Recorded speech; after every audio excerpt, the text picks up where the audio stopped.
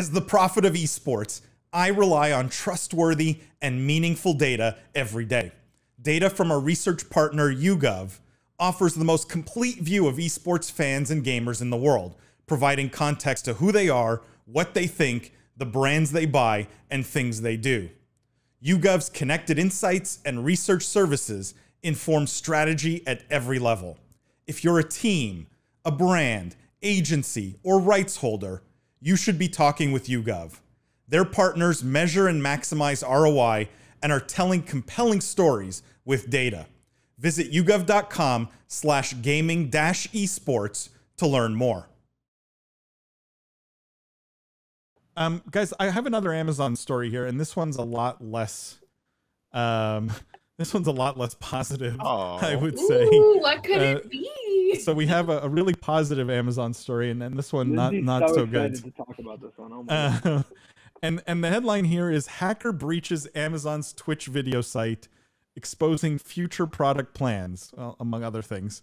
The key points here they list: a hack hit Twitch on Wednesday, exposing information on payouts to content creators and an unreleased Amazon Game Studios product. And the anonymous hacker said they were releasing the information to foster more disruption and competition in a post to 4chan. Lindsay, you've been dying to talk about this. I want to hear this. Let me hear the take on this. No, so between this and the Facebook outage, it's just been, I mean, it's really just been kind of funny to see, like, every single regulator is going nuts. First of all, that's one thing that's definitely happening, is all the people who are anti-big tech are like celebrating in the streets right now, which is not necessarily a good thing at all. And secondly, like, we just had this whole argument about Roblox and collecting data, and I just like, that's true. These two things happening were just like mwah, to my argument about like there's a lot of cybersecurity potential here. So I just, not that I'm celebrating this happening at all. This was a really fascinating breach for a lot of reasons. First of all, the source code being breached makes it really, really difficult to get Twitch back up and running the same way it was, because now everybody knows what it's built on and can find ways to get into it. So that's not great. The creator payouts being leaked, I didn't really necessarily understand the big hullabaloo around that. I think everyone kind of knows who's getting paid, and I don't necessarily think specific amounts matter that much. It's kind of sad for creators because I think a lot of them will be judged unfairly based on a dollar amount that just really isn't that important. Like you said, it's not like this was hidden. These are literally sub counts in advertising dollars. Yeah. They're not even like deals or anything. Some of them had their place on the list, and I'm going to bring the list up in a second, but some of them put their position on the list in their stream titles today. Like Miskiff had like, I'm number 23, like please send donations. Like, you know, that's something to this effect. I think probably the most interesting thing was that Amazon was looking at building a Steam competitor. That's really, I mean, that was we said that though, right? Didn't we talk about that on the podcast like many times, that's what they need to do? What did they codename it? Like Vape Cloud or something? Vape Juice. Yeah, it's something like that. Like Cloud I'm kidding, it's not Vape Juice. Something great. It was a terrible name. Terrible name. Glad it's a code name. I hope it's really a code name. Cigarettes. So here's I have a kind of a take on this. First of all, to the source code, Lindsay, I just want to address that.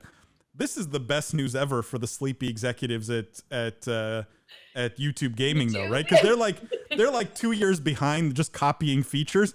Maybe with all the source code, they'll be able to catch up, you know, which is nice without having to think or do any work. So that's like I think that's if we're trying to find a positive spin on this, like those guys can play more golf now. The other thing is this that came out of it, right? Which is the numbers, and everyone here sort of was very nonchalant about it, but no one here was shocked at some of these numbers. No one shocked at the position of these people. Critical Role #1, and hold on, I will just say, Critical Role is my longest sub on Twitch. Interestingly enough, I've been a sub for like 4 years to Critical Role. Well, these were payouts over a 2-year period, if I'm not mistaken, and they don't include any. August 2019 to October 2021. Right, and they don't include any sponsorships either. So Also correct. Right. So it's still not even that necessarily telling for how much these people are making because they can have several other streams of revenue. So I don't know. No one is surprised at the numbers. No one is surprised at the order. Everything here just seems totally hunky-dory. As expected. I just don't think I care. It's not surprising. I knew they were all just making a buttload of money, and I just couldn't be bothered to think about how much. And seeing the numbers just confirmed that, and I was like, okay, cool. You know, like that's all. It feels to me like these numbers seem kind of low. Yeah, that's what I was gonna say. Like, right? This is a 2-year period, and the highest paid creator on Twitch made $9.6 million. To be clear, like, Critical Role is a whole cast of people. So it's like probably like me is 8 people. Shroud and Ninja, and all those people who got paid $25 million to go stream exclusively. 30 million in Ninja's Mixer case, or whatever it was. Like that. Yeah, they made the right decision. I mean, we knew that at the time, but like. Yeah, that was a good call. So clearly, not just that, but like look here at Tim the Tapman, right, at 3.29, and Tim just left for YouTube Gaming, and I don't know, I just want to think and compare what he must have, like, what kind of upside YouTube offered him. Probably at least match that per year is my guess. I would at least, right? So that's like double. That's but like we just also heard Nick Merck's Twitch deal was the biggest deal ever inked, right? Like that's what we just heard like the last 2 days. I was trying to spin some tinfoil hat theory about this Twitch leak happening after the Nick Merck's deal and how either Nick Merck's or anti-Nick Merck's somehow organized this Twitch thing to happen so that his deal would get washed away or brought up more. I wasn't sure I hadn't worked out a full theory yet, but so I had this story lined up because I thought we were going to do this exact transition, right? But like the problem is we don't know the numbers for this deal. Did anyone see numbers for this deal? Because that would have been really telling, because I'm sure what's happening is they look at this and they go, you know, Nick's making about $2.5 million a year on Twitch, right? And if I'm YouTube, which he didn't get plucked from YouTube, he's staying on Twitch. But if I'm YouTube, I'm looking at and going, I have to pay him at least $2.5 million a year. And so what multiple of this are they paying to pull people away? Is it 2x, 3x, 5x? That's the other thing, is it makes the pricing so transparent, because this sort of tells you the cost to recreate Twitch, right? Like, I'm simplifying this, but like if you wanted to get the top 25, which would be a compelling offering, right? If I told you the top 25 streamers on Twitch have banded together and started their own streaming platform called Top 25, like, we'd be interested. We'd want, like, it's pretty, like, this sort of shows you the cost, and the cost isn't for a multi-billion-dollar company. The cost to recreate is not that high. Like, it's true. That's true. I mean, I know I'm vastly simplifying things. Like, this doesn't work. There's whole communities, there's tech platforms. Like, there's so much more to Twitch than just the content producers. But like, I thought this would be more in line. And like, this is kind of absurd to say, but like with movies, like, you know, actors will get, you know, 5 to 10 million for like top actors for, you know, sure. I kind of thought you'd be earning in that range, right? Like, very honestly. Or athletes, right? Or like athletes, even by athlete standards, this to me matches the curve of athlete salaries, in that like the top, you know, 5 make much more than, you know, the numbers 20 to 25. There's like sort of a significant drop off after 5 from like a percentage standpoint.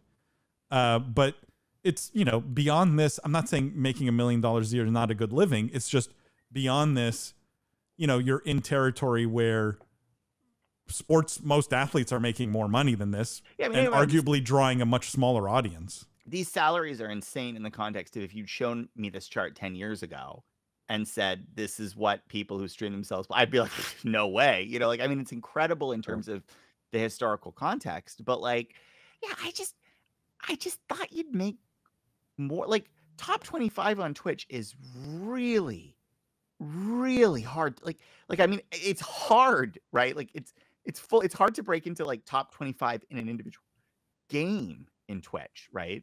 Like, these people, this is like 8 hours of streaming every day, full content teams. Like, this is like not like, this is literally like you work super hard and you win the lottery, right? Like to get to these numbers. And yeah, I think the payoffs would be now, granted, I presume that the additional monetization on top of this is really significant, right?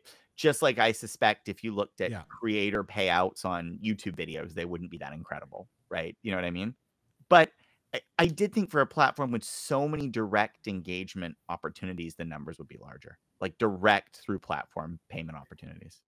I'm curious what our viewers think also. Like, I'm curious if any of these numbers surprised you guys. Robert says, hello. Hey, Robert. Great to have you here. Jillian says, haha, Code Vapor. Yeah, that was the name. It's not, it was not juice. That would have been so fun. But it's also like all of them vaporware is like a bad term, like in the software. Like, I don't know why they'd call it Code Vapor unless it's a joke, because they knew someone would steal this code at some point. And it's like, it's their code name for a fart. Code Vapor. Let's just stay on this theme of influencers, guys, because there's a minor story here. Actually, Owen makes a good point. A bit surprised Pokey is not on the list. Yeah, she didn't make the top 25. Pretty quiet this year, but that spanned a 2-year period. So yeah, that's definitely interesting.